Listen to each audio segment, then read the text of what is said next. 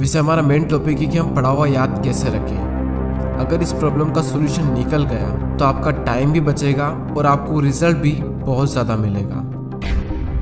पढ़ा हुआ सब कुछ याद रखना मुश्किल है, लेकिन फिर भी काफ़ी हद तक हम इसे कंट्रोल कर सकते हैं, लेकिन पूरी तरीके से नहीं। मैं आपको 3 तरीके बताने वाला हूँ। अगर आप यूट्यूब और गूगल पर सर्च करोगे तो आपको कई सारी टिप्स मिल जाएगी, लेकिन ये जो टिप्स मैं आपको बता रहा हूँ ये मेरे पर्सनल एक्सपीरियंस से और काफ़ी रिसर्च करने के बाद मैं आपको बता रहा हूँ। आप यकीन मानिए कि ये 3 टिप्स इतनी ज़्यादा इफ़ेक्टिव है कि इनको यूज़ करने के बाद आपका टाइम भी बचेगा और आपको रिजल्ट भी 2 गुना मिलेगा। तो पहला जो पॉइंट है वो है स्टडी लेस स्टडी गुड। भले ही कम पढ़ो लेकिन अच्छा पढ़ो।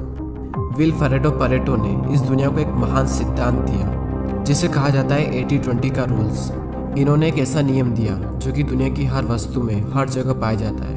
इन्होंने बताया कि आपके 20% एफर्ट्स आपके 80% रिजल्ट में कन्वर्ट होते हैं। इनका कहना है कि आप सिर्फ 20% चीज़ों पर फोकस करो, आपको 80% रिजल्ट सिर्फ इन्हीं से मिलेंगे। एग्जाम्पल के लिए विल परेटो बताते हैं कि दुनिया का 80% पैसा और ज़मीन इस दुनिया के 20% लोगों के पास में है। 80% क्राइम इस दुनिया के 20% लोग करते हैं। 80% ट्रैफिक इस दुनिया के 20% रोड पर होता है और 80% टाइम हम 20% कपड़े पहनते हैं। और इस दुनिया की 80% अल्कोहल यानी शराब इस दुनिया के 20% शराबी पी जाते हैं। 80% भोजन इस दुनिया की 20% ज़मीन से निकलता है।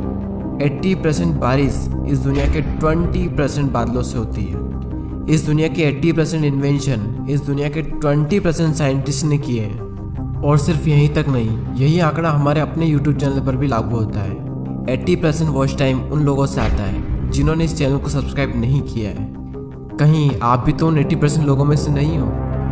और सबसे इम्पोर्टेंट फैक्ट कि 80% रिजल्ट हमारे 20% एक्शन से आता है। और यही रूल आपके एग्ज़ाम में और आपकी पढ़ाई में भी लागू होता है।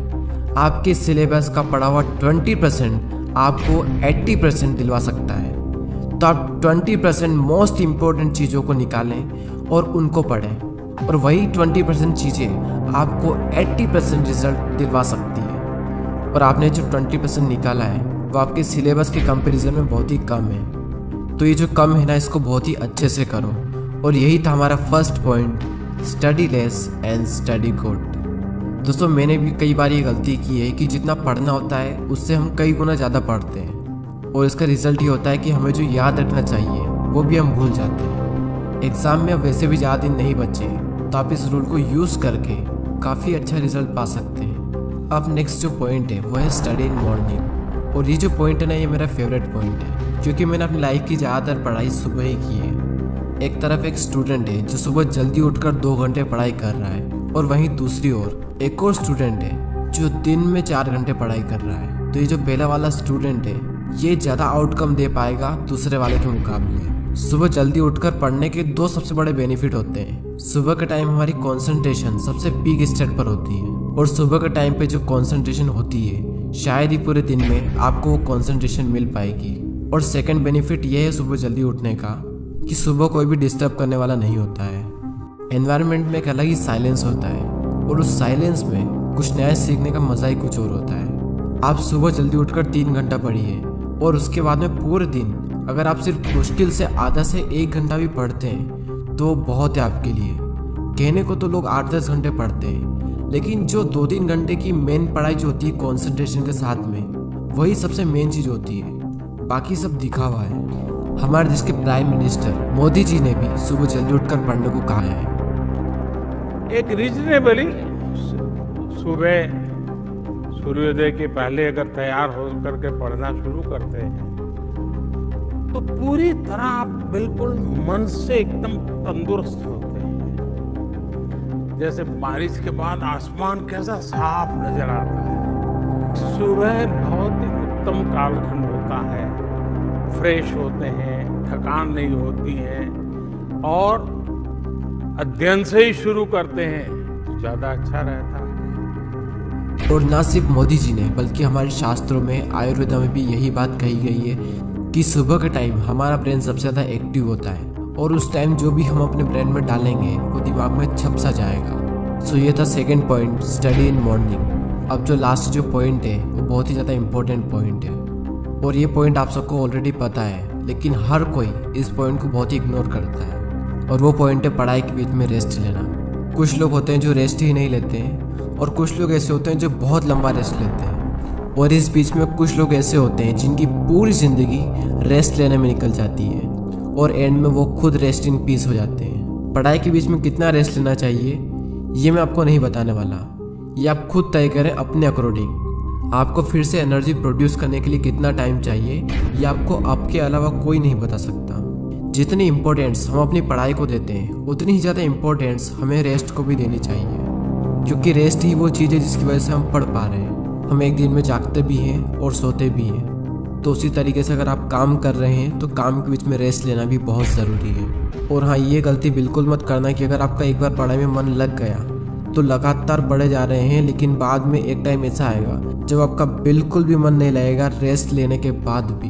जब एक बार पढ़ाई में मन लग जाता है तो हम इतना पढ़ते हैं कि हम अपने दिमाग को ही पूरी तरीके से थका देते हैं, और हालत ऐसी हो जाती है कि फिर से पढ़ने का मन ही नहीं करता। आपने पढ़ना शुरू किया, आपका मन लगा, अब थोड़ी देर बाद आपको रेस्ट लेना चाहिए, लेकिन आपको लगता है कि मैं भी और पढ़ सकता हूँ, तो उस फीलिंग को बनाए रखें और रेस्ट लें, और फिर दोबारा उसी फीलिंग के साथ में अपनी पढ़ाई शुरू कर दें। अगर आप चाहें तो आप पोमोडोरो टेक्निक का यूज़ भी कर सकते हैं। पोमोडोरो एक बहुत ही सिंपल टेक्निक है। आपको जो भी काम करना है उस काम को आपको 25-25 मिनट के 4 ब्लॉक्स में डिवाइड करना है, और हर 25 मिनट के ब्लॉक्स में आपको 5 मिनट का ब्रेक लेना है, और 1 घंटा होने के बाद में आपको 15 मिनट का रेस्ट लेना है, और फिर से आपको यही सब करना है। और इस टेक्निक का यूज़ करके आप काफ़ी लंबे टाइम तक और काफ़ी अच्छे से स्टडी कर सकते हैं। और ना सिर्फ स्टडी बल्कि आप अपने किसी भी काम में इस टेक्निक को यूज़ कर सकते हैं। और इस टेक्निक को यूज़ करने के लिए प्ले स्टोर पर कई सारी एप्लीकेशन है, आपको जो भी अच्छी लगे वो एप्लीकेशन आप डाउनलोड कर सकते हैं। चलिए अब हम उन तीनों पॉइंट्स को एक साथ देख लेते हैं, और ये भी देख लेते हैं कि हमने इस पूरी वीडियो में क्या सीखा। हमारा जो मेन टॉपिक था वो ये था कि पढ़ा हुआ याद कैसे रखें, और उसके सॉल्यूशन के लिए हमने 3 पॉइंट्स देखे, जिसमें से पहला है study less study good, second है स्टडी इन मॉर्निंग, और थर्ड है रेस्ट लेना। फर्स्ट पॉइंट में हमने 80-20 के प्रिंसिपल को समझा कि किस तरीके से आपको 80% रिजल्ट आपके अपने 20% काम से मिलेंगे, और साथ ही हमने ये सीखा कि आपको फोकस करना चाहिए अपनी 20% स्टडी पर, जो आपको 80% रिजल्ट दिला सकती है। सेकंड पॉइंट था कि स्टडी इन मॉर्निंग, यानी कि सुबह उठकर पढ़ो, और इस पॉइंट में हमने देखा कि किस तरीके से आप जल्दी उठकर हाई कॉन्सेंट्रेशन वाली स्टडी कर सकते हो। और थर्ड पॉइंट है स्टडी के बीच में ब्रेक लेना, और इस पॉइंट में हमने रेस्ट की इम्पोर्टेंस को जाना। जितना इम्पोर्टेंट जागना होता है उतना इम्पोर्टेंट सोना होता है, उसी तरीके से जितना इम्पोर्टेंट काम करना होता है उतना ही इम्पोर्टेंट रेस्ट लेना भी होता है। और थर्ड पॉइंट में ही हमने पोमोडोरो टेक्निक के बारे में जाना। जो भी काम आप करना चाहते हो उस काम को 25-25 मिनट के 4 ब्लॉक्स में डिवाइड कर दें, और हर 25 मिनट के बाद में 5 मिनट का ब्रेक्स लें, और जब पूरा 1 घंटा हो जाए तो उसके बाद में 15 मिनट का रेस्ट लें। और इस टेक्निक का यूज़ करके भी आप लंबे टाइम तक काफ़ी अच्छे से पढ़ाई कर सकते हो। और दोस्तों, अगर आपने पूरे साल पढ़ाई नहीं की है तो अब भी आपके पास में टाइम है, क्योंकि वो किसी ने क्या खूब बात कही है कि जो हो गया उसे सोचा नहीं करते, जो मिल गया उसे खोया नहीं करते। सफलता उन्हें ही हासिल होती है जो वक्त और हालातों पर रोया नहीं करते। अगर आप अब भी शुरू करते हो और दिल लगा कर मेहनत करते हो तो अब भी आप कई लोगों से आगे निकल सकते हो। बस मेहनत खामोशी से कीजिए, और इतनी मेहनत करो कि आपकी सफलता शोर मचा दे। अब वैसे ही बहुत टाइम निकल चुका है और एग्ज़ाम बहुत नज़दीक है, और जब इतना कम टाइम बचा है तो बैठे बैठे ज़िंदगी बर्बाद ना कीजिए, क्योंकि ये ज़िंदगी मिलती है कुछ कर दिखाने के लिए। रोके अगर आसमान हमारे रास्ते को तो तैयार हो जाओ आसमान झुकाने के लिए। अब बात आती है उन 80% लोगों की जो वीडियो तो देखते हैं लेकिन सब्सक्राइब नहीं करते। यूट्यूब पर आपको वीडियो बिल्कुल फ्री में मिल रहा है, और सब्सक्राइब करने का भी यूट्यूब आपसे पैसा नहीं लेता है, तो फिर मैं ये सोचता हूँ कि आप सब्सक्राइब क्यों नहीं करते। दोस्तों, बहुत मेहनत लगती है वीडियोस बनाने में। आपका एक सब्सक्राइब और एक कमेंट मुझे बहुत मोटिवेट करता है आने वाले टाइम में इससे भी अच्छे वीडियोस बनाने के लिए। मैं लेता हूँ आपसे अलविदा। Thanks for watching.